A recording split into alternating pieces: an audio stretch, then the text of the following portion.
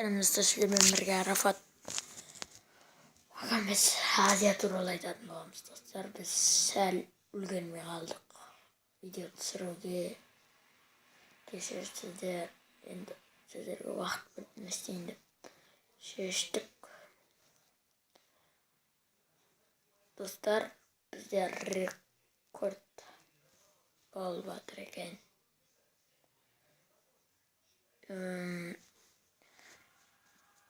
Менің анашым мен Оливер Твистің тарихына қызығып кетті. Мен енді оны өзім айтқандай әр сенбі сайын түсіремін. Менің әпкем өткенде біз жасаған тәжірибеде 42 секунд шыдапты. 42 секунд. Ал екінші әпкем 30 секунд, 25 секунд шыдапты.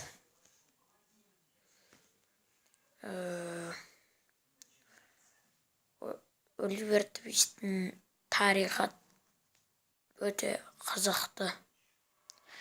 Негізі оның кітабын өзімде оқып жатырмын. Қызықты достар. Сіздерге де ұнайды деген үміттемін. Сонымен достар, көп созбай уақытты тастайық. Азия ең үлкен құрлық. Оның адам саны қалған құрлықтардың бірге қосқандағы адам санынан көп екен достар. Есте сақтап алыңыздар. Азияның Жапонияда бар емес па? Жапония елінде. Сол жақта Түркияға және Батыс Азияға қарағанда күн 11 сағатқа ерте тұрады екен достар. Батыс жаққа қарағанда да. Батыс жақтан біз күн шығады дейміз ғой. Ол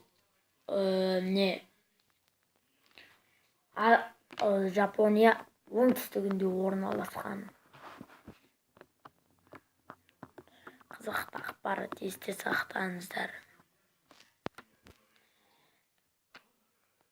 Азияның жарты бөлігін екінші дүниежүзілік соғыстан кейін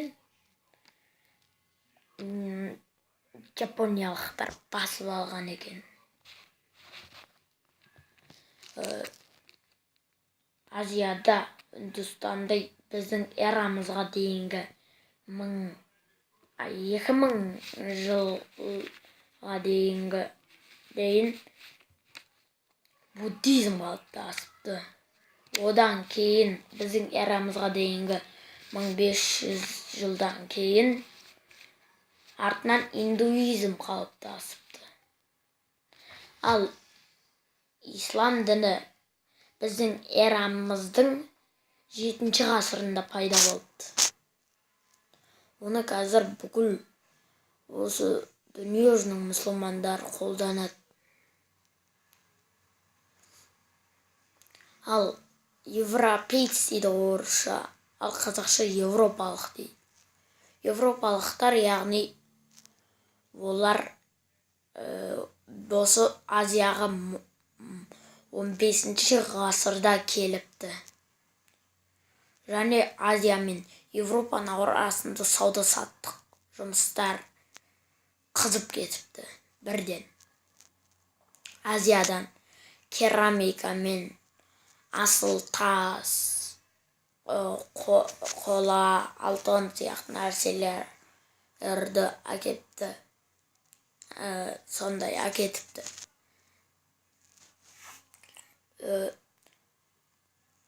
Бірақ соңында Қытай мен Жапония европалықтармен байланыстарын үзіпті, бүкіл байланыстарын.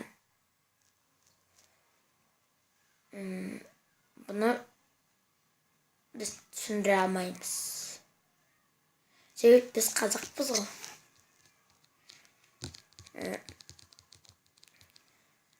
Азияда 50-ден астам ел бар екен, тәуелсіз.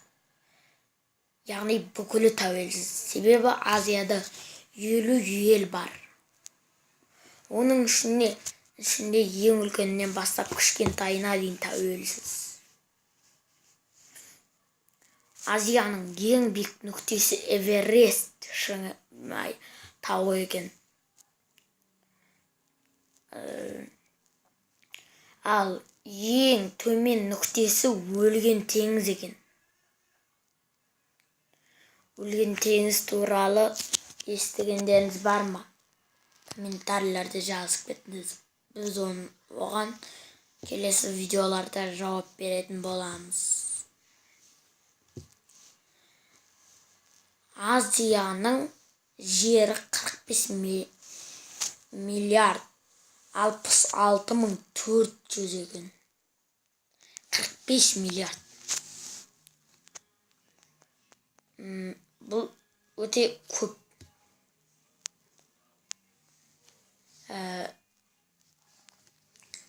Оның ең ыстық шөлі Арабияда орналасқан екен. Ол шөлдің атын бізде білмейміз негіз. Егер сіздер білсеңіздер комментарийлерде жазып кетіңіздер, өтінемін.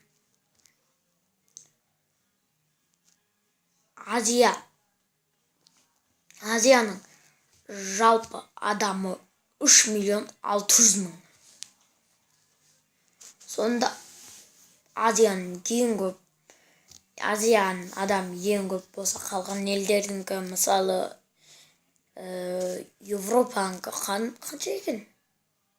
Сол маған қызықты. Енді өздеріңіз білетіндей қосымша ақпарат. Өздеріңіз білетіндей Азияның именно Қытай мен Үндістан елдері ең көп адам тұратын елдердің бірі.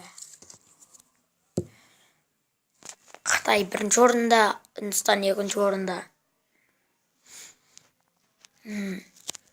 Жаңа айтып өткеніміздей, Азияның ең көп адамы бар елі Қытай.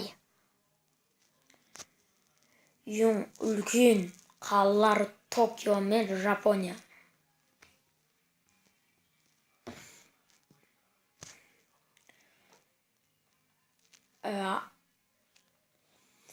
Ең үлкен елі